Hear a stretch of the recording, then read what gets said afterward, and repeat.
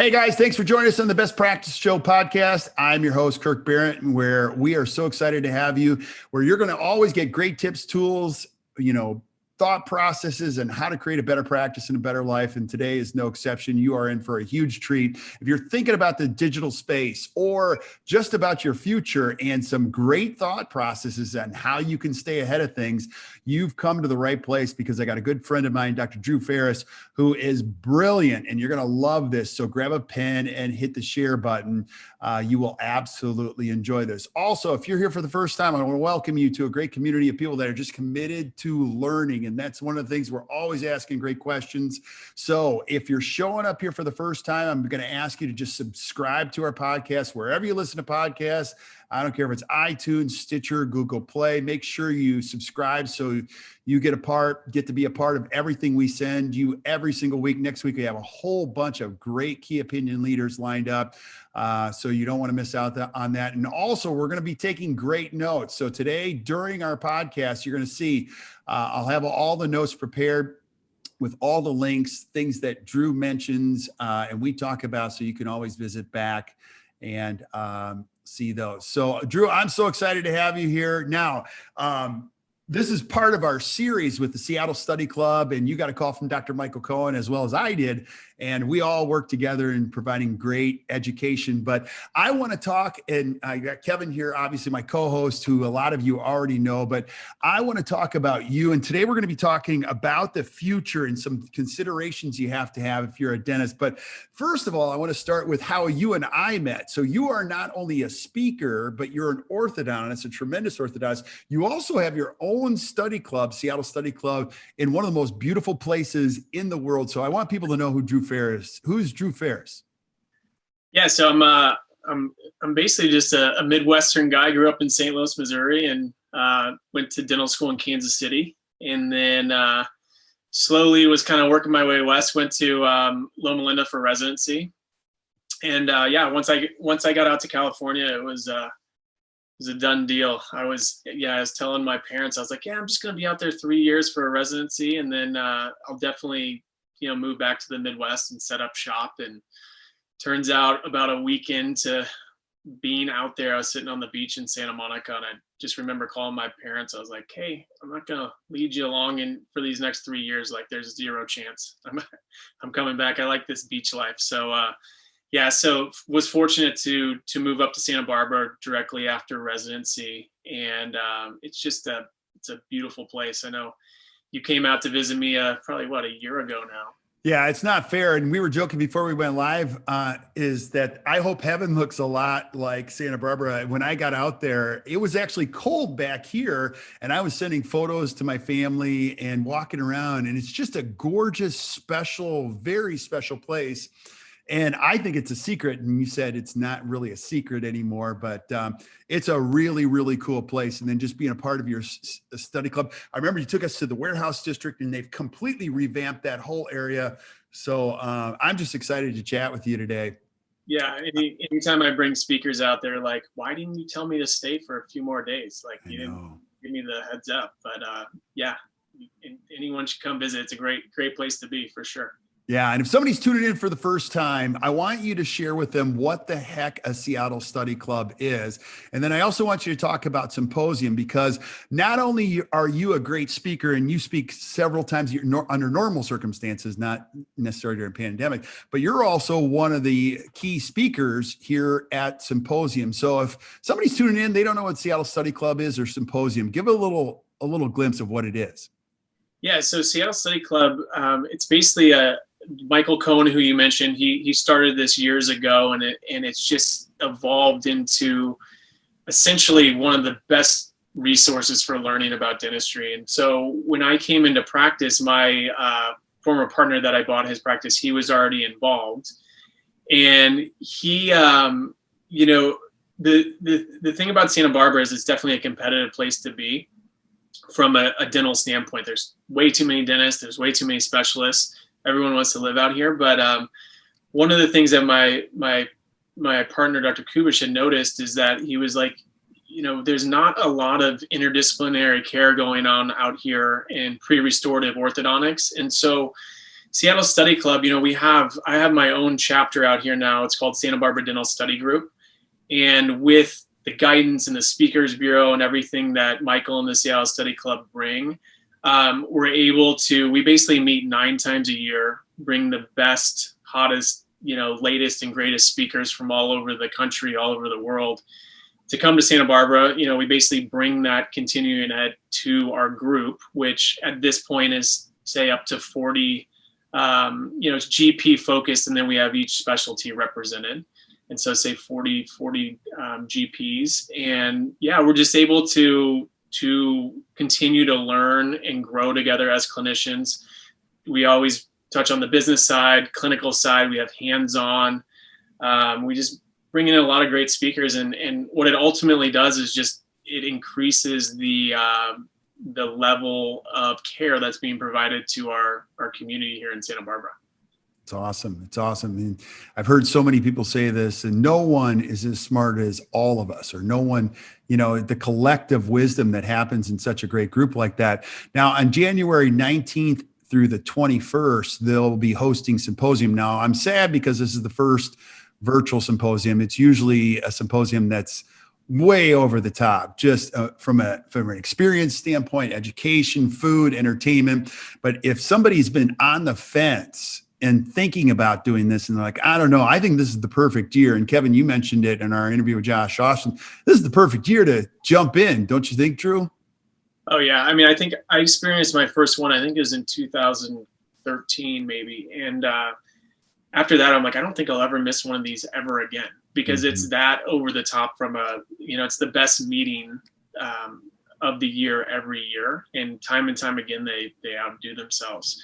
But yeah, the nice thing is that people that just want to experience it, like, this is a great year to do that virtually and kind of see what, the high level of speakers and the wide variety of topics that'll be, on display. And so then I think after you see that, then you're going to want to go see it live each year, which usually towards the beginning of the year. And they're always in great locations, always at the best places with the best entertainment, best food, best speakers, and it's hard to beat.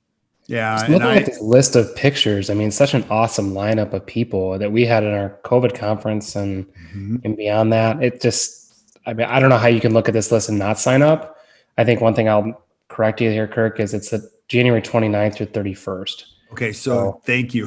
Let's put that out there. I have an additional slide. Yeah, so thank you for correcting me on the details, and we'll post a link to this. But yes, that is absolutely true. And it's not only the education, it's the people, it's the relationships. Yeah. I love the one-on-one. I consider an appointment with myself just for mental health and like just education, but also the relational side of things, and that's really quite special. So I would say no question, check it out. And today we're going to be talking, Drew, just a little glimpse of some of the things and the concepts you teach. Now, you teach a lot of great concepts, and I'm not just saying this because you're my friend, and I really I respect you, and I really love what you've done in your practice. But I've listened to you in a lot of the treatment planning things, and I was telling Kevin this. I'm like, that is crazy brilliant how he thinks. And today we're going to dive deep into one of the concepts that comes up a lot when we talk about the future. It's this whole analog to digital concept. So walk us through this whole thing. You're an orthodontist, you lead your own study club, and you are often referred to, not just you specifically, but the orthodontist as one of the most valuable pieces to an interdisciplinary study club. But walk us through why this is such an important topic, analog to digital now. Sure. Well, I think in general, orthodontics in an interdisciplinary setting is definitely a critical part of any team. From a restorative standpoint, implant standpoint, this comprehensive care. I think the main issue with orthodontics as its role within that team is basically patient acceptance, right? So it's hard to always get patients to accept, 2 years of braces when they just want to, what they want veneers, or they want, some cosmetic dentistry, and they want it now. Right. And so, I always explain to patients that it's like if you're building a house, you're not going to put all these nice, shiny fixtures and everything on a poor foundation, and then it just all failed down the road. And so orthodontics to me is like, it's the foundation where we're putting the teeth in the right spot so the patients can get the best restorative work, they can get implants in the right place, increase longevity, increase aesthetics, all of that stuff. But where the analog to digital process is really helped with that is, for one, no matter, and we can talk about COVID times, pre-COVID times, whatever, but everyone expects to have a digital experience at this point, right? There's in any different, whatever type of consumer you are, in any different type of business, we're expecting kind of a digital approach, a digital platform. And for me, orthodontics is no different. Dentistry shouldn't be any different. And so analog to me is that traditional braces, we have to see the patient, say, monthly. We're bending wires, we're doing things to manipulate the teeth. And what Align, for example, so I use a lot of Invisalign. And the reason why, there's a lot of different clear aligner companies on the market at this point, but in my opinion, Invisalign's the most advanced to date. They got a head start for sure, but they're so innovative in what they continue to do. And one of the things is just the end-to-end digital platform. So, at this point, a patient, and I give the patient the experience that they want, right? So I don't always just define what I think a patient should want as a good experience. I want to give them some options there. So it starts with a new patient phone call, and that's where that digital process begins. But basically, I have 3 types of exams for patients at this point. One is like the traditional exam.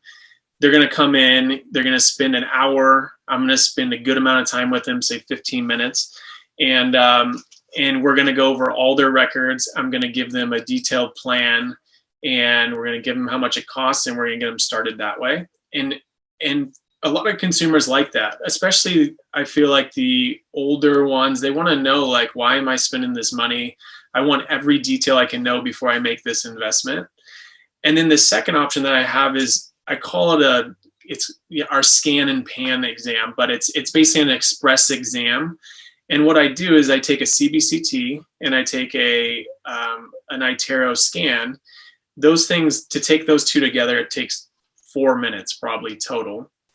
I pop in, I look at the simulation. So iTero scanners have such an amazing software to be able to show them simulations, show them where they're at now, where you want them to be. You can digitally manipulate the teeth. You can educate them that way. They can see kind of where the before and after is. And then I also show them their CBCT. They're looking at their skull. I'm spinning it around. I have 3D facial photography that overlays that. You can work your way in. So there's a wow factor with the digital technology, but there's also a big advantage from a treatment standpoint as well. And so that's like the express, that's 30 minutes or less. And then the third exam is it's a virtual exam. So what I'm always amazed by at this point is I have a little widget on my website where you can do a virtual exam, and it basically gives you a minute video on how to take the photos I need.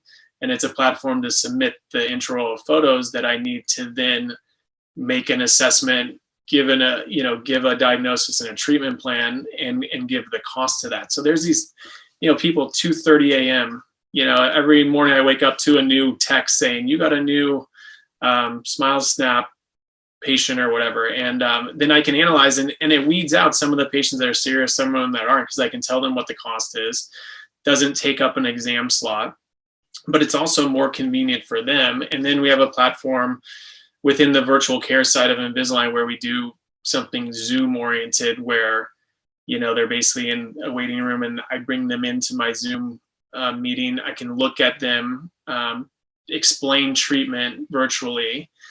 And it's just been amazing how many of these patients are like, well, I've always wanted to do treatment, but I didn't want to go sit in a waiting room for 30 minutes to wait on the doctor and then to be told what I need. Like I work, in technology, I work every day from a computer at my desk. And now that I have access to this and I have, access to an expert, it's amazing. And so, I'm just amazed by these patients they will never have seen my office, and they'll start treatment from a digital standpoint, and then, when we get them to come in to take a scan and get their aligners, it's the first time they actually set foot in our office. Yeah. Kevin, So what are your that- thoughts Awesome. when you hear Drew say that? Like, you're Drew, number one, you're thinking way far in advance of everybody else, and you're removing obstacles more than anything. Don't you think, Kevin? No, I think that's amazing. The fact that you can overcome so many of the obstacles that prevent people from actually getting quality dental treatment, and I think that's such a cool thing that hopefully can merge into the general field as well, because there's so many possibilities with that you can really take and run with. So such a cool option. I'm excited about looking Yeah, into well, funny because I always joke. I'm like, this guy just paid me, $7,500 for orthodontic treatment without ever seeing my office, and I just built this brand new, beautiful office. You can see some of it in the background right now. But I'm thinking about that. I'm like, why did I spend all that money? I could be sitting in my basement right now, starting treatment in cases. But yeah, no, it's definitely opened up a large, different population of patients. And I think the great part about it, from like when we go back to that analog to digital approach, is that having the ability to do things digitally like this has been so helpful for me, especially during COVID, right? So you never know, like I wouldn't expect that 2 years ago we would have had mudslides in Santa Barbara that kind of shut down the community for a while. And I definitely didn't expect to have a pandemic. But to be able to still advance my patients along in the orthodontic process and in that overall interdisciplinary process, because I've done it in a digital way, where then it's creating the aligners, it's having them sequence through those, and I don't have to see them every month. I can go out 3-4 months or more, and they're still making progress. And so that the nice thing about that is my practice wasn't just dead in the water for the 6 weeks that we were essentially shut down through March and April. And so for me now, it's looking forward and saying, well, we never know what's going to happen, but what's the best way to future-proof the practice from anything that's going to happen? And I think the best way I know to do that is to capitalize on the digital approach, because then you can treat people from a distance and not always have them in the office for that. Yeah. Now you're on the inside of a lot of these conversations. Give us the biggest myth you hear about making that leap from analog to digital. What are some of the, like, what comes to mind? Anything in mind? Like, you're like, that's not really true when people say that. Well, I think part of it, there's like a capital investment that goes into it, right? So why would I treat with Invisalign if I'm paying $1,800 for a lab fee when I could slap some braces on for $200 and go from there? And so, in my opinion, that type of stuff's pretty short-sighted, because if you're actually crunching the numbers and looking at I think a lot of times the dentists and doctors in general, we just don't value our time as much as we should. But the amount of time that can be saved from a digital approach, and the amount of additional patients that you can bring within the office, because it frees up a lot of chair time, far outweighs what I'm paying in lab fees. So I think that's one of the myths from that standpoint. I think the other thing is like thinking that patients just want to be seen more. From an orthodontic standpoint, like I think sometimes you get caught in, well, I'm going to charge X amount of dollars for treatment. They want to see me all the time to get their value out of that. And I feel like in this day and age, they don't. Like they feel like it's more of a value not to see you. And I think it's more of just an ego thing as a doctor that we're trying to see them more frequently. So I think there's things with that. And then I guess the other part is like, you just have to develop your systems. If you're kind of straddling on the fence of analog and digital, and you're kind of dipping back and forth between them, then I think that's probably the most efficient you can be. You got to go for it if you're going to go for it. But we know that's where we're headed. So it's just, being on the earlier side of that, as opposed to just because your systems can become inefficient if you're doing a lot of analog stuff and a lot of digital stuff. So it's nice to kind of go all in, and that's kind of been my philosophy. And we were talking with Josh Austin earlier. He's talked about the communication aspect of things. When you could actually have a scan and it's right in front of them, you can manipulate it however you want to do it and flip it, and the patient can see everything that you're talking to them about. It really takes away the ability to have to like talk, because a scan says a million words or whatever you want to say it. But I think that's an amazing tool that you can use for communication aspect. Yeah, I mean, it's communication with the patient for sure, like patient education, because a lot of times, like say a patient's got a deep bite, and we'll say, and we're doing this with our hands as orthodontists, and we're saying we want to intrude the teeth, which they don't know what that means. So we're like, well, we're going to move them up, and they're like, you're going to bury my teeth in my gums, And then we're like, no, like everything's going to remodel, and like just having that conversation is difficult. But when I have my iTero scanner there with the simulation, I say, we're going to move these teeth up. I click on the tooth, drag it up, the gums move up with it, everything moves up with it. The tooth stays the same height because we're not burying it, right? Then they're like, oh, I get it. And so it's just stuff like that. But then when from an interdisciplinary standpoint and working with the other people on my team, so the restorative dentists, the surgeons, the endodontists, it's so nice to have the digital platform where we can look at it all together. And then like from an orthodontic standpoint, I think general dentists, probably restorative dentists, get annoyed with the orthodontist sometime whenever you have a goal, right? But you don't really know what that goal is, and the restorative dentist knows where they want the teeth. So as an orthodontist, you keep sending the patient back to the restorative dentist and saying, are we there yet? And then the dentist's like, no, I'm using this ceramic, I need this much clearance or whatever it is. And so from a digital standpoint, what we can do now is we'll basically sit, like tonight, I'm meeting with my prosthodontist, and we're going over 4 cases tonight, but I'll have the simulation on the screen, and I'll manipulate the teeth. He'll manipulate the teeth with me on the screen. And then I say, if I can get you to here, are you going to be happy? And then I have that endpoint.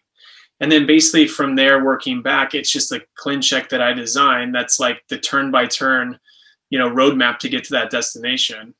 And so it's just helped along, communication across the board from patient and then inner clinician. I love that, as well as analog versus digital. There's so many, or analog versus aligners. I think you can really do a lot more with aligners as opposed to traditional braces. Can you jump into that topic a little bit? And yeah, I mean, I think that's traditionally like one of the other areas of resistance is it's definitely a learning curve to treat complex cases with aligners. Just like there was a learning curve on how to treat complex cases with braces, but I would say the majority of complex cases are adults.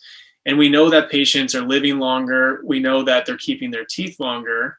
And we know that there's going to be more and more of a need for more restorative work.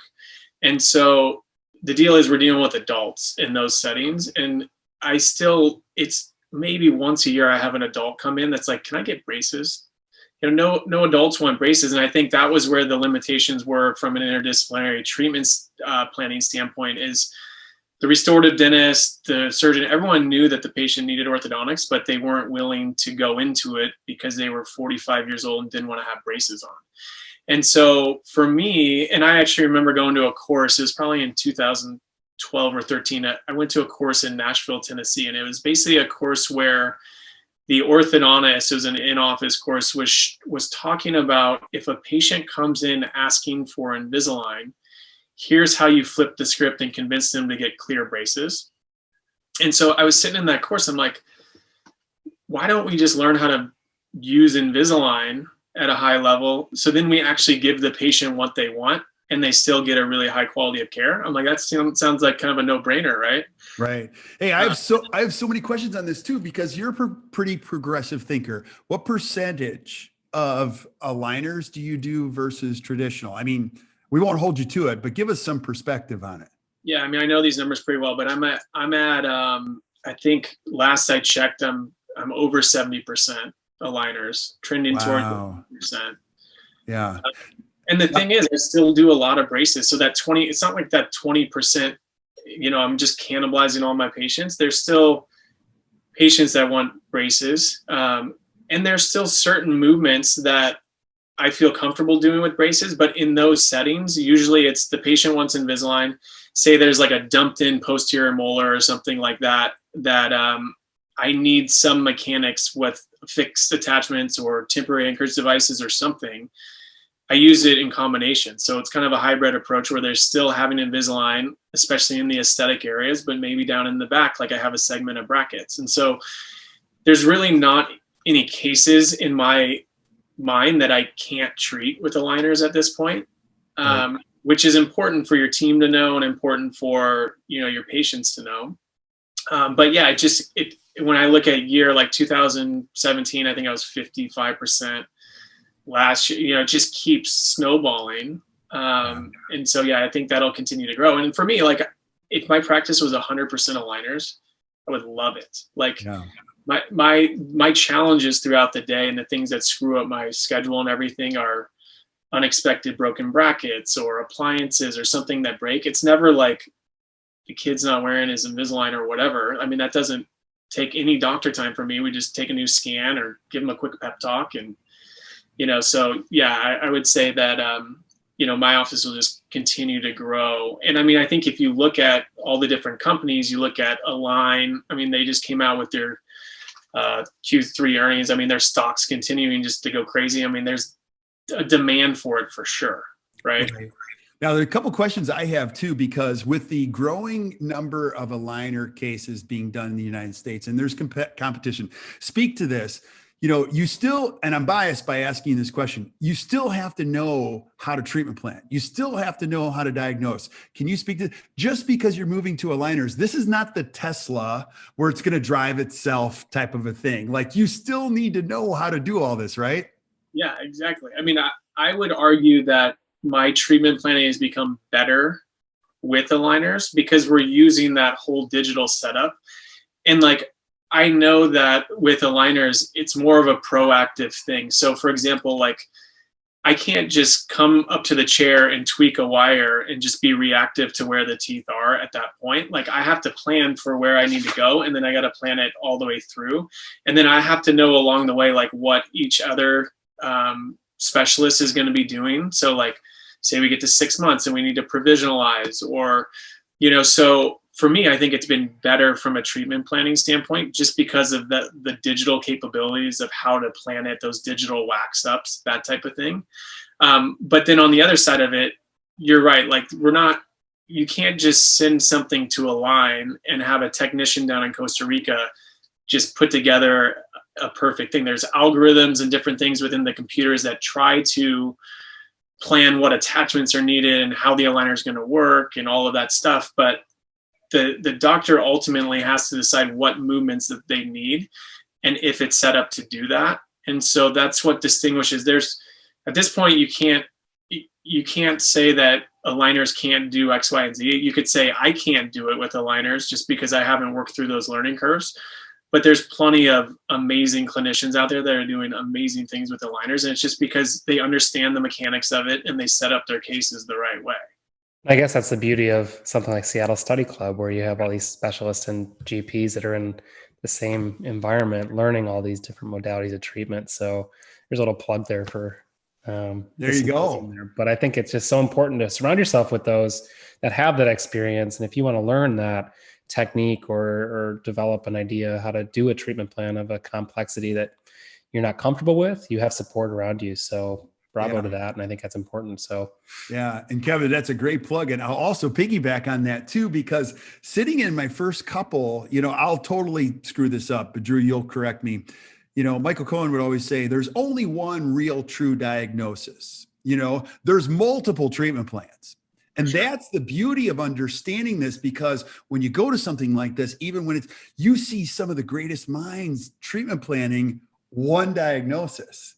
Right. And they might even differ a little bit on the diagnosis, but the clearer you get, the more data you have, you're going to realize, no, there's one diagnosis, but multiple treatment plans. Give us your perspective or take on that when you look at the ortho side of it. Yeah, I mean, I definitely agree with that.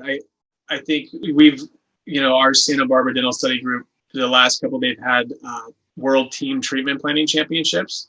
If you try to explain that to patients, they're like, what a bunch of nerds. Or even like a study club to our patients, you're like, 40 doctors, we meet and talk about teeth every, one time a month. But I mean, that's what we do, right? But it's, I participated in the World Team Treatment Planning Championships for a couple of years. And those are always interesting because you have people from all over the world, top clinicians that are, they're getting one case with the diagnosis, the one diagnosis, but then to see the different treatment modalities that can spin off of them, the treatment plans, is amazing. And that's where the learning really happens. I think the other thing is, like, from an orthodontic standpoint, it's rare to have an orthodontist as a director of a Seattle Study Club. I'm probably one of maybe a couple out of the however many hundreds there are. But for me, I think that's where, like, my niche here in town, doing pre-restorative orthodontics, knowing the restorative side of it. For example, like, we did a hands-on course last year with Jerry Cheech. So you got a legend teaching us how to do hands-on on typodonts, like you're back in dental school doing, veneer preps. And I'm this orthodontist doing these veneer preps, and my colleagues are laughing at me like, what are you doing over there? But learning how to do that, because then what I take away from it is, oh, this is where you need the gingival margins, or this is where you need the tooth because this is the thickness and this is the prep. And so just learning the different aspects of different specialties then helps me treatment plan and then execute my cases better. Yeah. That's awesome. Yeah, we have a local study club too, and our oral surgeon was always just diving into the restorative component of things. Like, it's not often you hear oral surgeons talk about the restorative end of things, but it makes such a difference when they have a knowledge base that they can bring into a treatment plan and understand the complexities that both or multiple people are providing. So bravo to that. That's awesome. Now, if you're listening to the podcast, like, I'm going to piggyback on that too, Kevin. Like, people ask me about dentistry all the time, and I'm like, dude, it's the greatest profession ever. And so I actually had a babysitter years ago who married this guy named Brad, and Brad came and he's like, should I be an MD or a dentist? I'm like, oh, well, you know what my answer would be. And then when he got into it, I'm like, dude, you should be an orthodontist. Like, just be an orthodontist. He's like, why? I'm like, you should be an orthodontist, because those, not only is it an unbelievable profession, but it's also, I think you guys are positioned to change the world more than anyone, not just because of the digital straightening teeth occlusion thing, but we've got so many important topics coming up, like airway. We've got children. Like, can you speak to the future of orthodontics when you see all of the hot topics we're talking about now with airway and inflammation? Just what's your take on that? I mean, I think we've evolved as a profession. Like, we used to, I mean, at one point in time, I mean, there was orthodontists that were taking out four premolars on 80% of their patients, and treating to certain numbers. But now looking at data and looking at research and all of these cases that were treated, like, TMJ, now being able to visualize that, and that goes into that digital side of it with the CBCT capabilities that we have, airway volume, all the changes that we can make for patients in regard to that. And then you combine what we can do orthodontically, and then you combine that with orthodontic surgery or different surgical modalities. Yeah, it's amazing what we can do for patients' quality of life. That's more than just a pretty smile. But even if it was only a pretty smile, like, that goes a long way too, and like, if you look at the studies on, people perceive people with an aesthetic smile, as more confident, as more intelligent, as more trustworthy.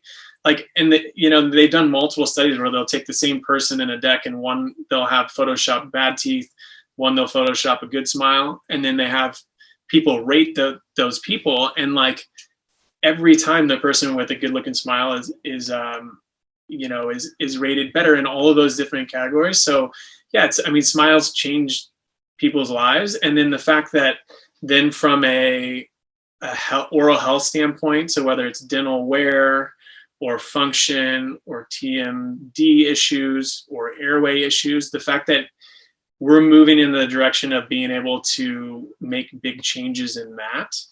I think it's just an amazing profession to be in. It's constantly evolving, so you're constantly learning, which is what it's all about.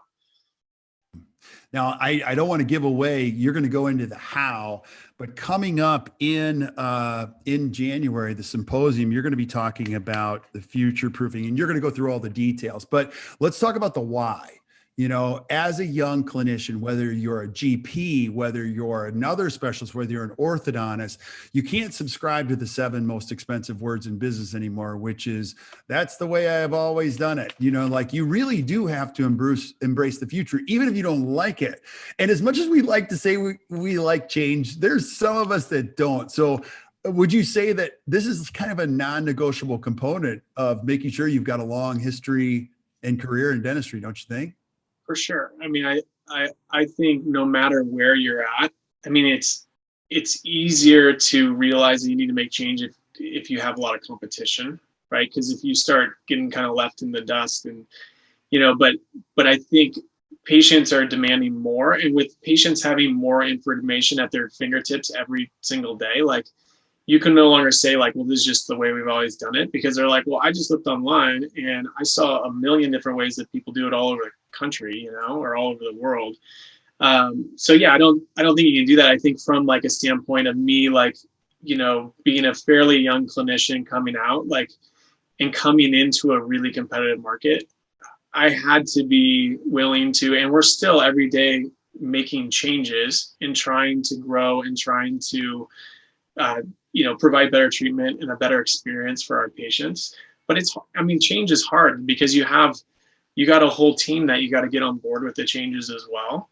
And everyone likes to just cruise along at that, what the norm, their status quo, but in making changes is hard. But I think the more frequently you're making changes, and the more you get your team used to, one, getting them on board for what, why you're doing it, and why it's going to be better, and then them seeing those results. I think that's what it's all about.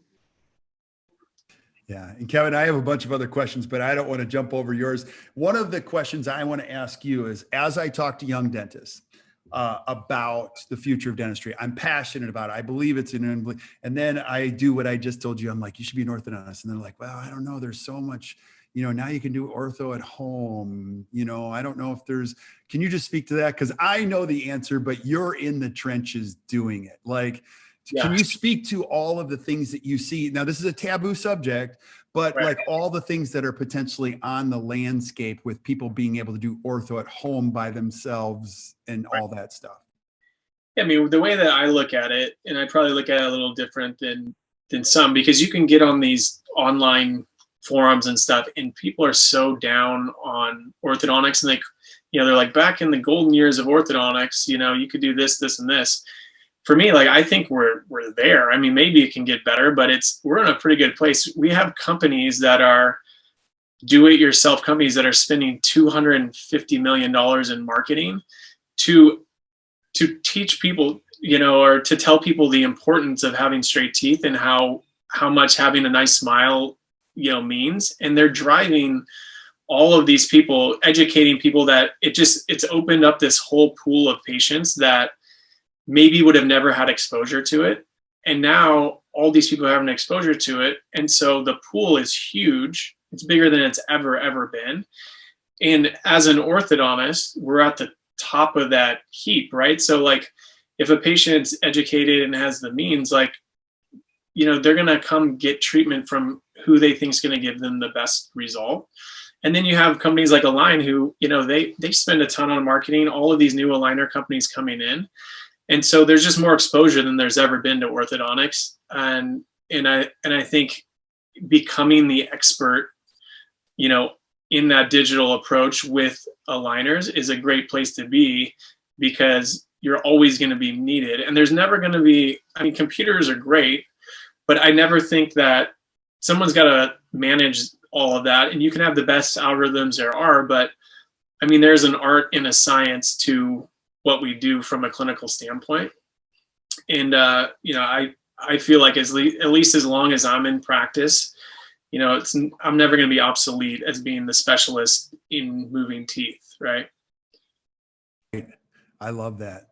So, Kevin, I know you got a question. Go ahead. No, I'm just really excited for your talk, I guess, at the symposium. I think it's going to be great to combine a lot of the futuristic components of what's going forward, but what's also here. So it's motivating the crowd of GPs or orthodontists that are not quite on board and ready to jump in.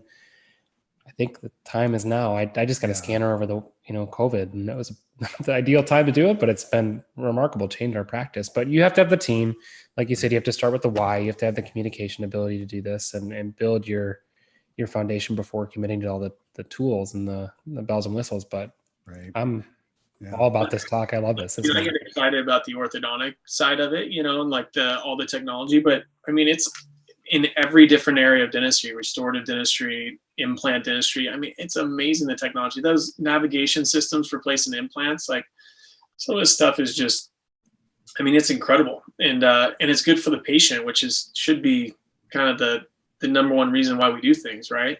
And so, I always talk about, like, in my practice, I want to provide the absolute best possible care that you can get anywhere, but you can do that.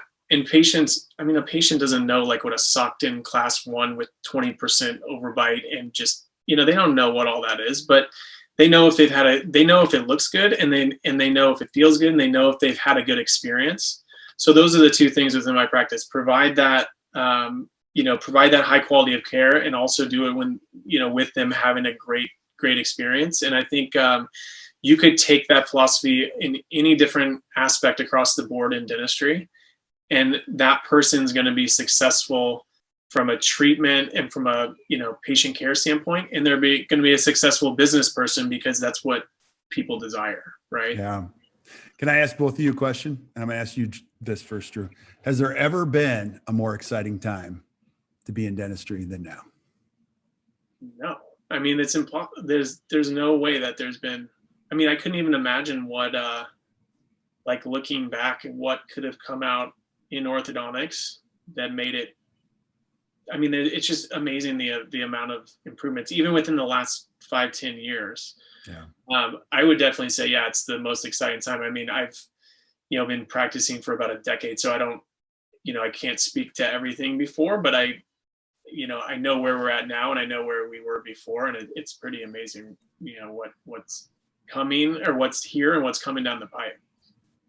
Yeah, I mean, to piggyback that, I had a dad who's in the dental field, so I'm experienced beyond this 7 years I've been out. But at the same point, he and I are always talking about the different things I'm doing, and he's like, that is just amazing that that's even a possibility.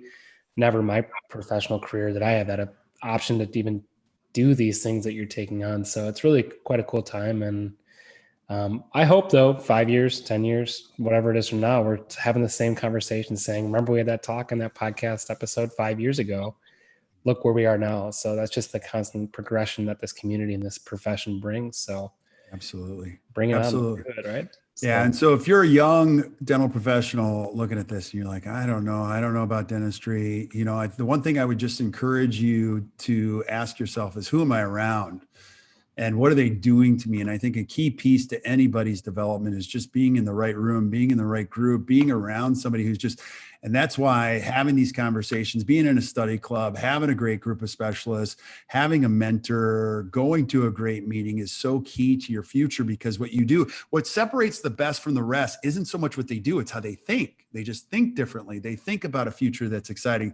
They think about how they can get creative. Heck, after this is over, I'm going to do your virtual exam on your website, and I'm going to put my face on there just because I've never even heard of that. So I just want to try it. And I'm like, that's just outside of the box. And I got to believe, that's really, it's something, it's exciting type stuff. So I love the idea of just being around other people. And I know, Drew, you got to leave here in a little bit, but one of the questions I want to ask is this, and Kevin, you are right, that is January 29th and 31st. If I'm kind of on the fence, Drew, help me understand why I need to go to this. Like, why would I go to Symposium virtually? Well, I would say, I mean, just to piggyback on what you were just saying, when I go to a Seattle Study Club Symposium, I feel so, I just look around and I'm like, am I the stupidest guy in this room? Like, I'm like, these people are all so freaking amazing. And like what they how they think and what they do. And so exactly what you speak to, as far as if you can surround yourself with people that are better or doing big things and that are, like-minded in that they want to grow as a person, they want to grow as a clinician. I mean, that's what happens at Seattle Study Club events, because it's that high level.